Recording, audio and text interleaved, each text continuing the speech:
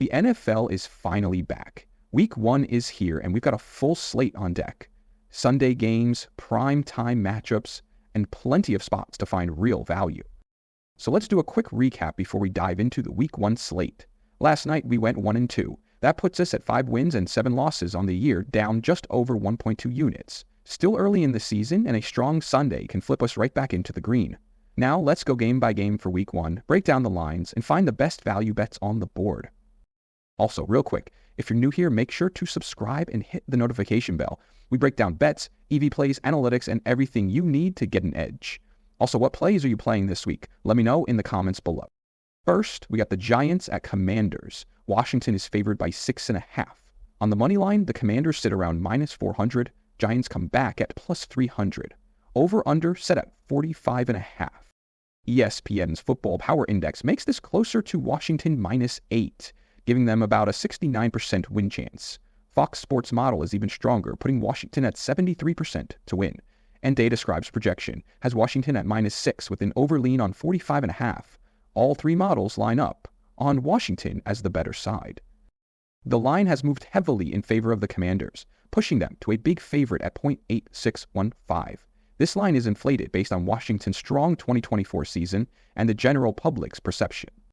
The research shows, when we look at the historical data, a powerful trend emerges. Since 2013, divisional road underdogs of 6.5 points or less have an against the spread record of October 1st, 21, which is a 67.7% cover rate. The Giants fit that exact profile.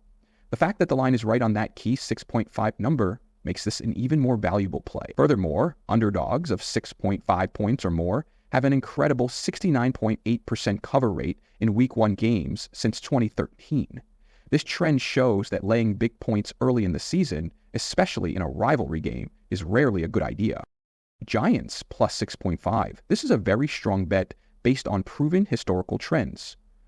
The high-risk, high-reward moneyline bet for the Giants, plus 300, also has solid value if you believe the Giants' revamped offense with a veteran QB and a dominant pass rush can pull off the upset.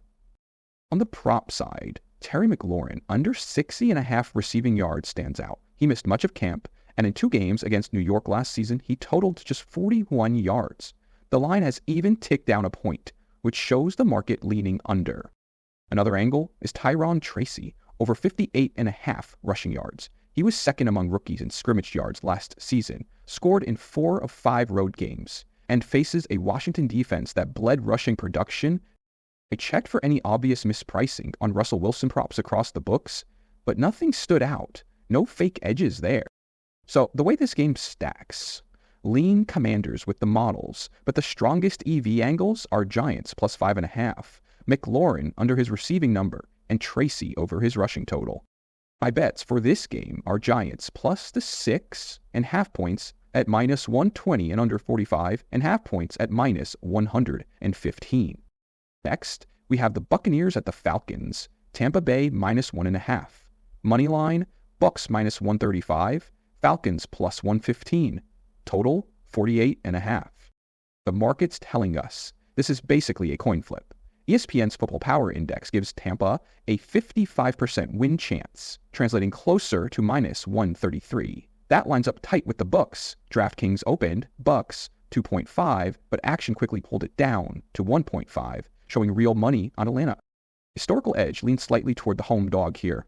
In Week 1 since 2014, divisional underdogs have gone 37-15 against the spread. Atlanta fits that exact profile, and early season dogs catching less than a field goal hit over 55% long term.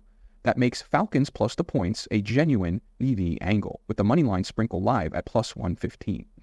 Bests, I'm playing Cade Otton to score a touchdown at plus 280.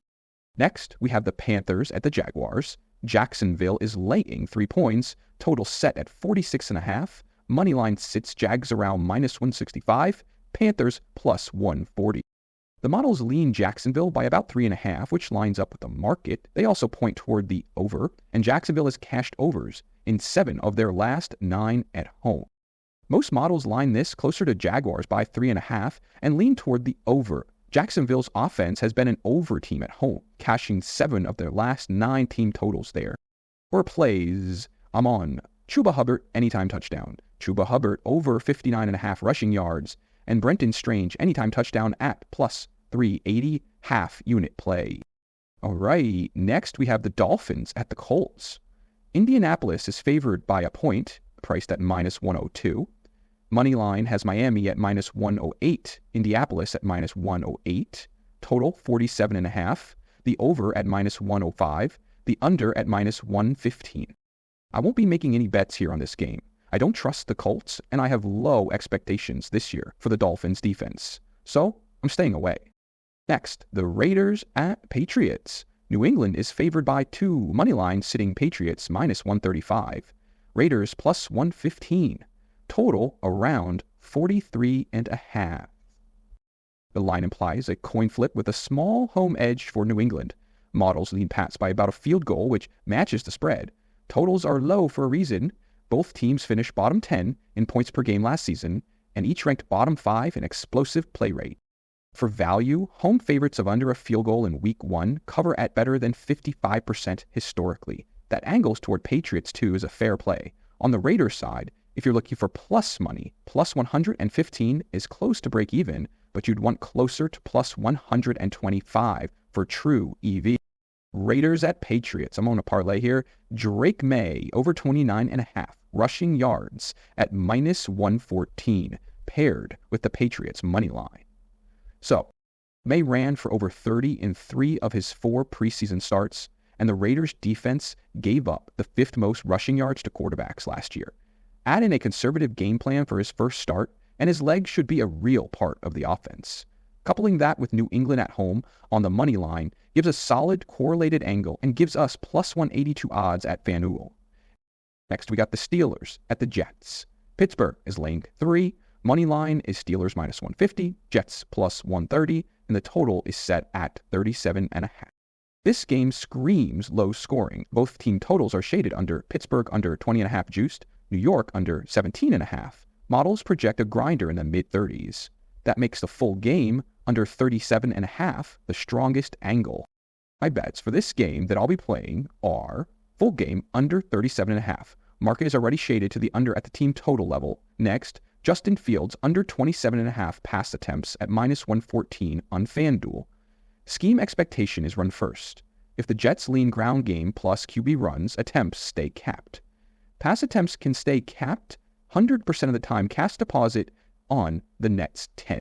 Lastly, Pat Freiermuth anytime touchdown at plus 400 on FanDuel.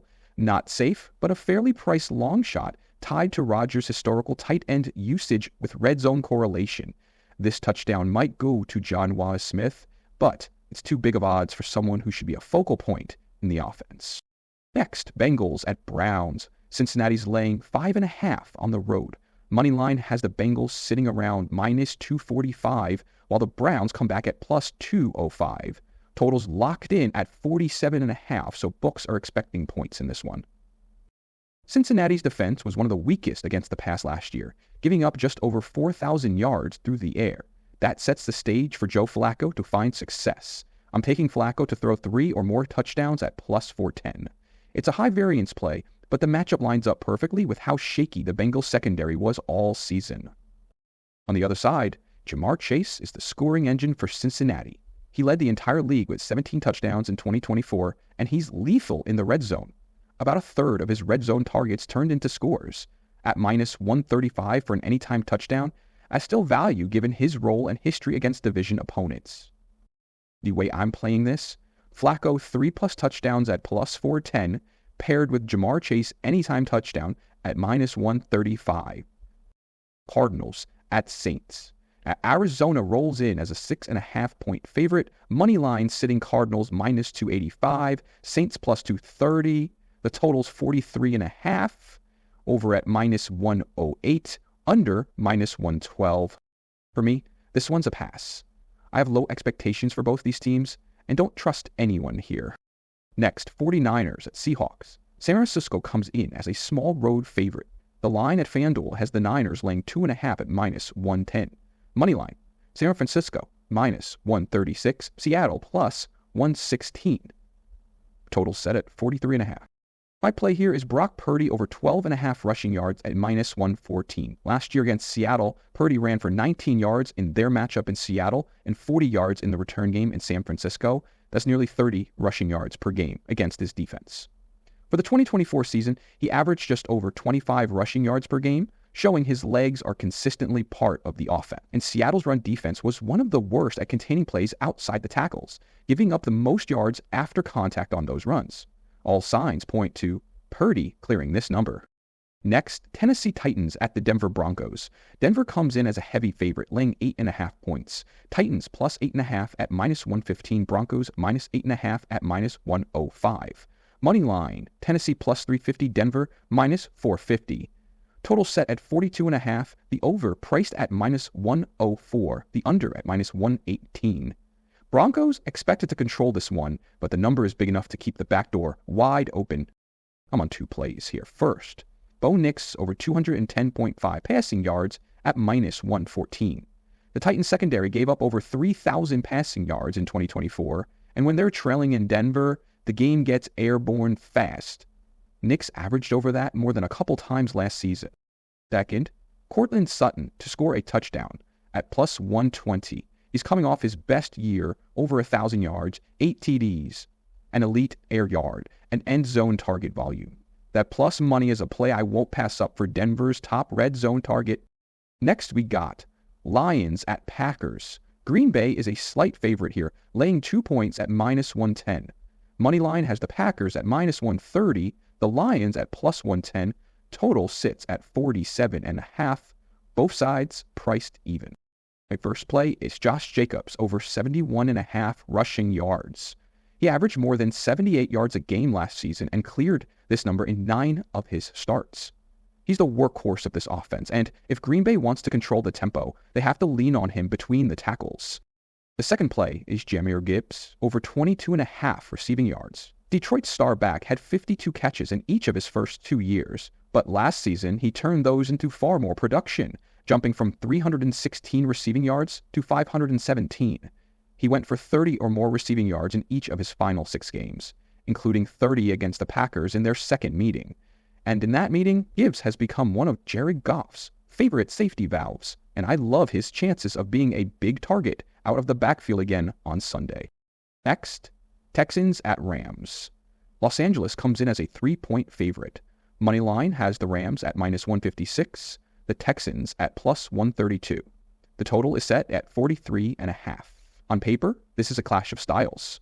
Houston brings one of the fastest defenses in the league, while the Rams' offense mixes quick hitters with a power back in Kyren Williams. That's where my first play comes in. Kyren Williams over 68.5 rushing yards at minus 113. Last season, Williams was a workhorse, averaging close to 90 rushing yards a game and clearing 70 in 10 of his 12 starts. Houston's speed on defense is real, but it burned them against power sets last year. Williams' downhill style is exactly the type of runner that can give them problems, and the Rams know it. The second play is Devontae Adams' anytime touchdown at plus 150 on BetMGM. Adams may be 31, but he's still one of the league's premier red zone weapons. Even in broken offenses last season with the Raiders and Jets, he found the end zone 8 times. Now he slides right into Cooper Kupp's role, and this passing game is going to flow through him, Puka Nacua, and Williams. I've got his true odds closer to plus 120, so at plus 150 there's real value. Lastly, the best game of the week with the Ravens at Bills. Buffalo comes in as a 1-point underdog, Ravens laying 1 at minus 110. Moneyline sits Bills plus 100, Ravens minus 118. The total is 50.5 with the over juiced to minus 115 and the under at minus 105. I love Baltimore here, and no, it's not about revenge, not about Lamar trying to prove a point from last year. For me, it's simple. The Ravens are the most complete two-ways team in football right now, while the Bills still have things to figure out in Week 1. John Harbaugh's track record backs it up. Since taking over, the Ravens are 12-5 in season openers. They show up prepared when the season starts, and when Baltimore is asked to be the favorite on the road, they usually deliver. Over the past 3 seasons, they've gone 13-5 straight up, and 12-6 against the spread as road chalk. Now they walk into Orchard Park laying a single point, which history says is exactly where you want to trust them. That's why my main play is Ravens minus the point, and I'm also putting a half unit on Ravens minus 6.5 at plus 210. If they take control early, this game has the potential to tilt their way and cash that alternate number. For player props, I'm targeting Mark Andrews anytime touchdown at plus 165. After everything that happened in last year's divisional playoff game, Baltimore is going to make a point to get their tight end involved in the red zone. Andrews has been their most reliable option inside the 24 years, and the Bills' secondary isn't a strength of this defense. That matchup sets up perfectly for Lamar to look his way. Speed-wise, I also expect Baltimore to be more pass-heavy here. Buffalo's weakness is in coverage, not in their front seven. And remember last year, Derrick Henry started slowly. The Ravens eased him in, and he wasn't seeing 20-plus carries per game. If that trend continues, Henry's rushing volume might not be there unless he breaks a big one early. So to wrap it, I'm on the Ravens minus the point as the best bet. A half-unit sprinkle on the alt line, Ravens minus 6.5 at plus 210, and Mark Andrews anytime touchdown at plus 165. Baltimore is the sharper, more balanced side, and all the numbers point to them handling business in prime time. There you have it, our best bets for Week 1. What plays are you playing this week? Let me know in the comments below, and make sure to subscribe and hit the notification bell. We break down bets, EV plays, analytics, and everything you need to get an edge.